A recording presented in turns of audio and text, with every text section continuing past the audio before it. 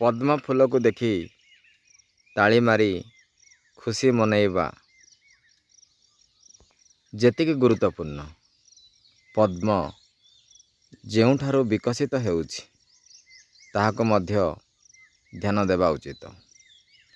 କାଦୁ ପଙ୍କରୁ ପଦ୍ମର ସୃଷ୍ଟି। ପଦ୍ମକୁ ଦେଖି ଯଦି ଆମେ ଏତେ ଆନନ୍ଦ ବିଭୋର ହେଉଛୁ, ଏତେ କାବ୍ୟ କବିତା ସୃଷ୍ଟି ହେଉଛି, କାଦୁ ବା କାଦୁଅ ପଙ୍କ ସୃଷ୍ଟି ପାଇଁ ମଧ୍ୟ ସେତିକି ଧ୍ୟାନ ଦେବାକୁ ପଡ଼ିବ। ତାହେଲେ ଯାଇ ସାମୂହିକ ବିକାଶର ସ୍ୱରକୁ ଆମେ ଦେଖିପାରିବା।